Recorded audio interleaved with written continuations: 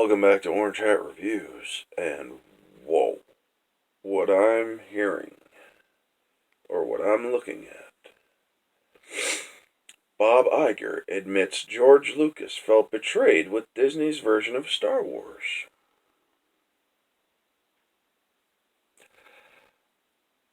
I got some thoughts, but first, let's get into this article, shall we?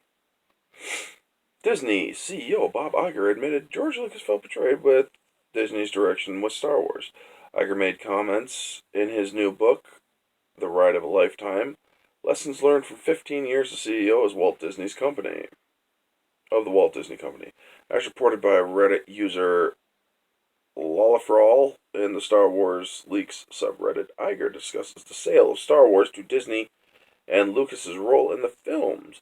During the purchase process, Lucas informed Iger and Disney that he had outlines made up of 3 new movies that would follow the events of Return of the Jedi. At some point in the process, George excuse me, told me that he had completed outlines for 3 new movies. He agreed to send us 3 copies of the outlines, one for me, one for Alan Braverman, and one for Alan Horn, who'd just been hired to run our studio. Alan Horn and I read George's outlines and decided we need to buy them. Though we made clear in the purchase agreement that we would not be contractually obligated to adhere to the plot lines he laid out. Not only did Iger and Disney purchase the outlines, but they also made it clear that Lucas's new role with Star Wars would be to act as a creative consultant, and that he would have or not have creative control over the next 3 films. Iger makes it clear that Disney's Star Wars team would not be beholden to Lucas's ideas, though. He knew what I was going to stand firm on the question of creative control, but it wasn't an easy thing for him to accept, and so he reluctantly agreed to be available to consult with us at our request. I promised that we would be open to his ideas. This was not a hard promise to make. Of course, we would be open to George Lucas's ideas, but like the outlines, we would be under no obligation. Iger confirmed that he, Kathleen Kennedy, J.J. Abrams, and Michael Arndt were not going to follow Lucas's outlines. Early on, Kathy brought J.J. Michael Arndt up to Northern California to meet with George at his ranch and talk about their ideas for him for the film. Lucas immediately got upset as they began to describe the plot, and it dawned on him that we weren't using one of the stories he submitted during the negotiations. Iger then details that George Lucas became upset when they detailed the plot of The Force Awakens. Iger claims George was upset because Disney had decided not to use his outlines rather than the actual plot of The Force Awakens. George immediately got upset as they began to describe the plot, and it dawned on him that we weren't using one of the stories he submitted during the negotiations. Iger reveals that Kennedy, Horn, and Abrams had already planned out the direction they wanted to take the new Star Wars. That direction was most definitely not George's. The truth was, Kathy, J.J., Allen, and I also discussed the direction in which the saga should go, and we all agreed that it wasn't what George had outlined. George knew we weren't contractually bound to anything, but he thought that our buying the story treatments was a tacit promise that we'd follow them, and he was disappointed that his story was being discarded.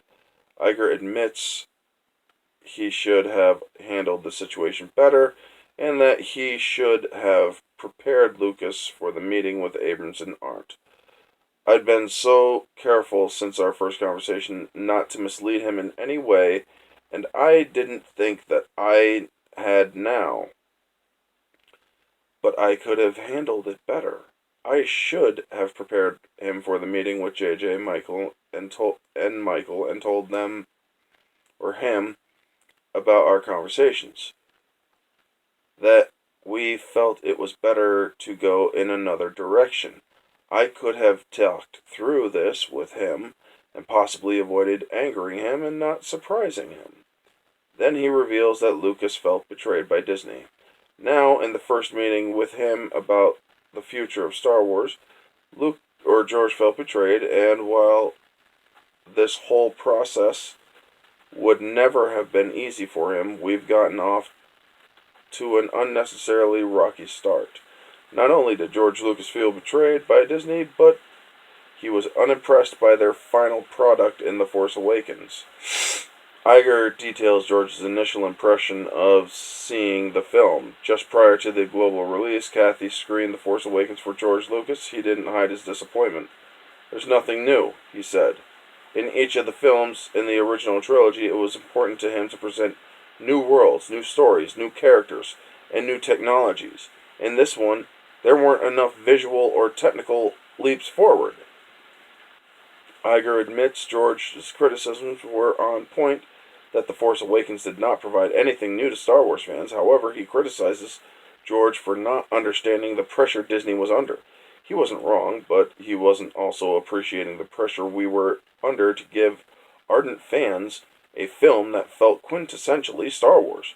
Well, you guys kind of screwed up on that. Iger then reveals The Force Awakens and its lack of imagination was Disney's design through and through. We'd intentionally created a world that was visually and tonally connected to earlier films, to not stray too far from what people loved and expected, and George Lucas was criticizing us for the very thing we were trying to do. Iger then states he believes JJ achieved the near impossible with The Force Awakens. Looking back with the perspective of several years and a few more Star Wars films, I believe JJ achieved the near impossible, creating a perfect bridge between what had been and what was to come. George Lucas comments about Disney and Star Wars in 2015. The comments aren't groundbreaking. Lucas was open about his criticisms of The Force Awakens when the film debuted. The issue was ultimately they looked at the stories and they said, "We want to make something for the fans. People don't actually realize it's actually a soap opera and it's all about family problems. It's not about spaceships." So they decided they didn't want to use those stories. They decided they were going to do their own thing, so I decided, fine. Lucas also called Disney white slavers in an interview with Variety back in 2015 after The Force Awakens opened in theaters. "I sold them to the white slavers that take these things and..." End quote. He ultimately described The Force Awakens as a backhanded comment. I think the fans are going to love it. It's very much the kind of movie they've been looking for. I'm sorry, George, but you were wrong there, man. They've looked at the stories and they said, "We want to make something for the fans." They decided they didn't want to use any of those stories. They decided they were going to do their own thing. They weren't that keen to have me involved anyway.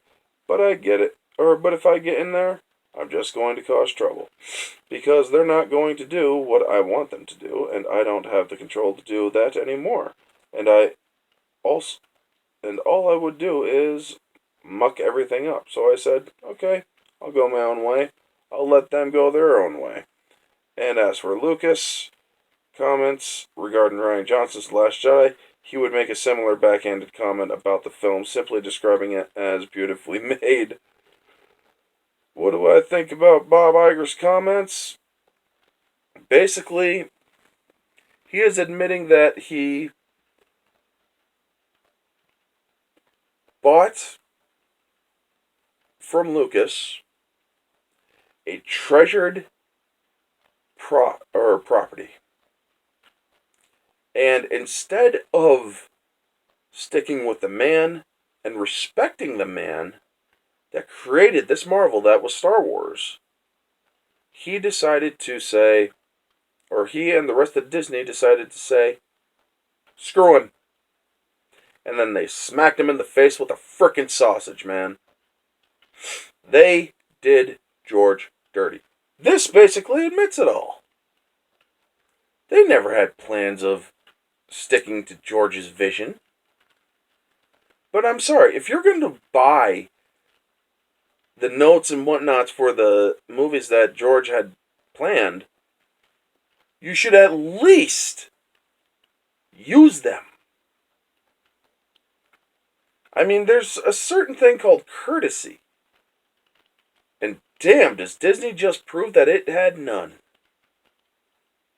What do you guys think of all this crap? Honestly, I think that Bob Iger was the worst thing to happen to Disney. And I think Kathleen Kennedy was the worst thing to happen to Lucasfilm. Y'all already know my thoughts on them. Anyway, that's the video. Y'all know the drill. Like, comment, subscribe, share, all that jazz. Let me know what you think down in the comments below. Do you think that he had totally mistreated George Lucas? Or do you think that George Lucas should just have gotten over it and moved on? This has been Orange Hat Reviews. Catch y'all on the next one.